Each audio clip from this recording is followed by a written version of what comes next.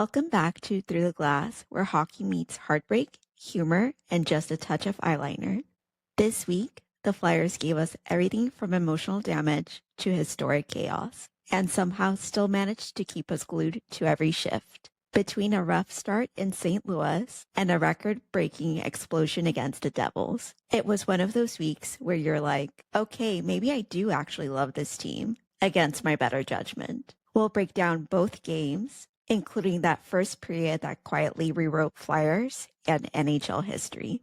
And of course, we'll check in around the league. Injuries everywhere, teams on fire, teams in shambles, and one piece of pop culture gossip that the girlies absolutely refuse to keep quiet about. This week, I'm also slipping in something a little extra in between segments. A short reel I filmed recently that is very on brand with Through the Glass, a little spooky in its own way. We've got our hockey term of the week, a look at what's ahead for the Flyers, and as always, a little spooky energy to close things out. So grab your tea, your liquid death, light a candle if you're feeling dramatic, and let's dive right in. The Flyers had a much-needed 4-day break after that brutal loss to the Stars last Saturday. They got back to work on Thursday evening, once again facing the St. Louis Blues. The second time this season, just 6 days after their back-and-forth scoring showdown and eventual shootout win in St. Louis during the dad's trip. This time, the Blues took the lead early on and extended it to 2-0 in the first period. And while that might look like a Blues-dominated start on the score sheet, the Flyers were far from out of it. They had plenty of chances, they just couldn't capitalize early on. Just about 2 minutes into the second period, the Flyers finally found the back of the net, with Rodrigo Abels ripping a shot for his first goal of the season, assisted by Owen Tippett and Trevor Zegras. The game stayed pretty evenly matched through the rest of the second and most of the third. The Blues held on to that 2-1 lead, but the Flyers kept pushing to tie it. Their moment finally came about halfway into the final period, with Tyson Foerster scoring a slap shot, assisted by Emil Andre and Travis Konechny. But you know the Flyers. Of course, they couldn't muster up the winning goal in regulation. Naturally, this game was absolutely going to go into overtime. The Blues controlled most of the puck possession for the first 3 minutes, but thanks to a face-off win from Sean Couturier, the Flyers were able to take over. A quick, nifty pass from Travis Konechny, who just dished it to his best friend, Travis Sanheim, gave Sanheim the edge on the defenders. With Couturier driving with him, he could have passed, but he was thinking net all the way, and he buried the overtime winner in thrilling fashion. Back to Sanheim, and the Flyers have the advantage. Sanheim in with Couturier. Sanheim the shot. He scores! The Flyers got a day of rest before facing their arch nemesis and division rivals, the New Jersey Devils, on home ice and, more importantly, on Bernie Parent tribute night. The night opened with a beautiful tribute honoring the late great Bernie Parent, clips of his time with the Flyers, the Stanley Cup wins and the parades, and more importantly, his impact off the ice and to the city of Philadelphia.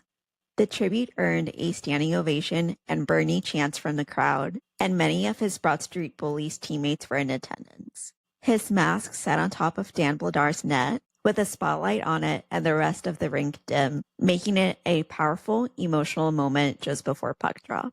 Unfortunately, at least at first, the Devils scored early. After the Flyers coaching staff, and let's be honest, a lot of the Philadelphia sports media spent days emphasizing for a stronger start since the Flyers are always playing from behind. This was not the opening they wanted, especially not on such an important night. It felt like the tone could shift south really early on, but it only took about a minute and 20 seconds for the Flyers to respond, with Noah Cates scoring an unassisted goal just 2 shifts after the Devils goal. 3 minutes later, Matvei Michkov, who was also celebrating his 100th NHL game that night, got a breakaway goal on a wrist shot, assisted by Sean Couturier. Little did he know that goal was about to become part of Flyers and NHL history. Pass to Michkov, he's got a step, in on goal, he scores!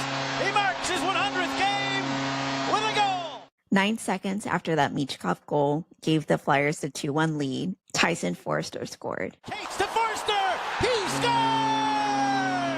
And then, hold on to your popcorn. Just 17 seconds later, Foerster scored again, sending the home crowd into an absolute eruption. They come back in for more. Now Foerster again, he scores! Maybe the loudest since that Anaheim Ducks game last year. That trio of goals, Michkov's and then Foerster's 2 goals, became the fastest 3 goals in Flyers history, scored just 26 seconds apart. And not only that, they became the 5th fastest trio of NHL goals in NHL history. The second closest was from 1932 by the Montreal Maroons, and the most recent before this was in 1990 by the Washington Capitals. So yeah, a historic night in more ways than one. And this was only the first period. It started to look like a game that could run away from the Devils, but keep in mind, the Flyers are not used to protecting leads, and the Devils are a very strong team. This was new territory for them. New Jersey responded with a goal late in the second period, and with about 6.5 minutes left in regulation, Devils coach Sheldon Keefe made a bold decision to pull the goalie early for the extra attacker. It worked. Nico Hischier scored right after, cutting the Flyers' lead to 5-3 with plenty of time left for a comeback push. Panic absolutely struck Flyers fans, including me, but Trevor Seagrass eased our heart rates with his 7th goal of the season, sealing the 6-3 win, a win in regulation, and more importantly, a win on Bernie Parent tribute night.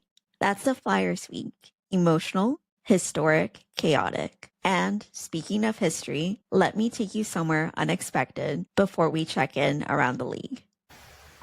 It's a misty afternoon at Laurel Hill Cemetery, and while Halloween may be over, Through the Glass stays spooky all year.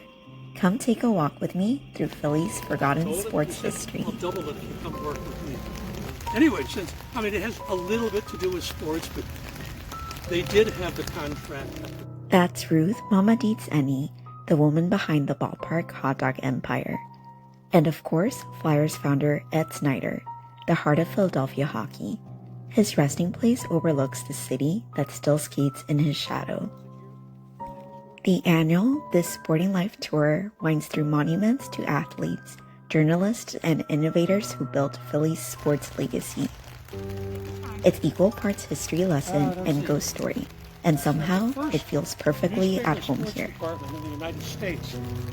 They even give you a scorecard to keep track, a box score for the afterlife. And for hockey fans, here's Hobart Amory Baker, his grave covered in pucks from visitors who still pay tribute. From basketball to baseball, from inventors to owners, every headstone tells a piece of the city's story. Because in Philadelphia, our legends never really leave. They just move to home ice eternal.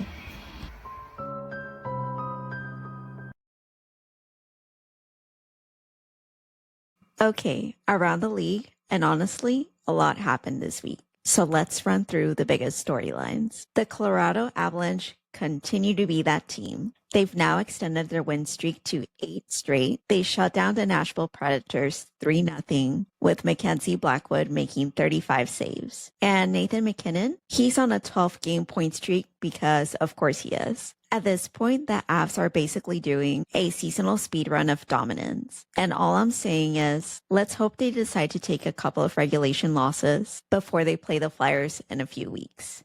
Please, I'm begging. Next, Bruins injury woes and the league injury list. Boston is going through it. Charlie McAvoy might need surgery. Victor Arvidsson and Casey Middlestat are on injured reserve, and Austin Matthews has missed 5 straight for Toronto. Oh, and Tampa might be joining the party of pain, with Nikita Kucherov and Braden Point leaving their last game with undisclosed injuries. Basically, this week was, everyone wrap yourselves in bubble wrap energy. And Sidney Crosby is still aging in reverse. Sidney Crosby recorded his 500th multi-point game of his career. Let me repeat that. 500th multi-point game. He becomes just the 6th player in NHL history to hit that milestone. Wayne Gretzky is obviously first because he was a video game character on rookie difficulty, but still, what Crosby is doing as 38 is ridiculous. Our newest franchise, the Utah Mammoth, had a chaotic but productive week. They snapped a 4-game skid. They lost to Vegas and Anaheim, but their penalty kill is insane. They've killed 23 straight penalties in regulation. That's honestly wild for a brand new team. They're scrappy, they're chaotic, they are giving newborn deer with elite special teams. Next, Jack Hughes out with a finger injury, but not out of the chat. Okay, now for the real news, the important news, the girlies gather round news. Jack Hughes, who is supposed to be out for 8 weeks with finger injury, was spotted out to dinner with Tate McRae, with the cast still in his hand. And the headline from this Reddit thread sent me. Jack Hughes was spotted eating dinner with cast on his hand and glassware on the table. But the top comment, the Devils are just letting this guy go to restaurants without medical staff? The girlies are spiraling, the guys are laughing, and the Devils are probably like, Jack, please go home and ice your hand. We wish him a smooth recovery, but also the pop culture moment, unmatched. A couple of other quick hits. Brandon Hagel had a 4-point night, 2 goals and 2 assists, and Tampa has now won 3 straight. In Anaheim, a guy that we don't mention that didn't want to play for Philadelphia scored an overtime game winner after Mitch Marner basically gift wrapped him a turnover. Detroit sits first in the Atlantic. Yes, you heard that correctly. The Rangers have lost 4 straight. The Leafs cannot stop losing games, or players, or sleep probably. And lastly, yes, I covered this already in Flyers Recap, but the hockey world is talking about it, so it deserves a league-wide mention. The 3 goals in 26 seconds against the Devils weren't just a Flyers record. They're officially the 5th fastest trio of goals in NHL history. So yeah, we're living in history mode right now. And now that we've toured the NHL roller coaster, let's talk about a term that had us all holding our breath on Saturday night. La palabra de esta semana es pulling the goalie.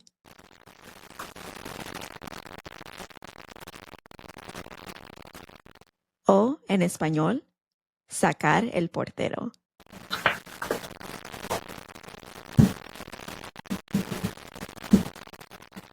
And if you watched the Flyers play the Devils this weekend, you already know why this one's on the syllabus. Pulling the goalie is exactly what it sounds like. You take your goaltender off the ice on purpose to add an extra attacker. Básicamente, cambias a tu portero por un jugador extra, esperando que ese ataque adicional te ayude a empatar el partido. Es un movimiento dramático, desesperado y muy de último recurso. Hockey's version of saying, all right, boys, it's chaos time. And on Saturday night, Devils coach Sheldon Keefe said, you know what? Let's get weird, and pull the goalie with 6.5 minutes left in regulation. 6 minutos y medio. Empty net for the Devils, so they've gone to the extra attacker here, down 3 early with 6:45 to go. Muy temprano, muy arriesgado. Muy Devils, honestly. And look, it worked at first. Nemitz down along for Bratt. Bratt back to Nemitz, the big blast, they score! And we've got a hockey game. Nico Hischier scored pretty quickly, making it 5-3. El Xfinity Mobile Arena colectivamente dijo, otra vez, ¿en serio vamos a sufrir? But then Trevor Seagrass said, actually, no, and scored his 7th goal of the season to seal the 6-3 win. Tippett springs Eagles. He's got the breakaway. He scores! Trevor Seagrass. Gracias, Trevor. Mis nervios te lo agradecen. So yeah, pulling the goalie, sacar el portero. It's a risky gamble. Extra attacker, empty net behind you. Y todo puede ir muy bien o muy, muy mal. In Spanish, sacar el portero literally means taking out the goalie. Que suena sencillo, pero todos sabemos que este movimiento trae drama, tensión y usualmente mucho sufrimiento emocional para los fans. La lección de esta semana, if you're going to pull your goalie, más vale que tus delanteros estén listos para pelear por sus vidas, porque con la portería vacía solo existe el todo o el nada. Pulling the goalie, sacar el portero. The term that reminds us that in hockey and in life, sometimes you gotta take the risk, pero también rezar un poco.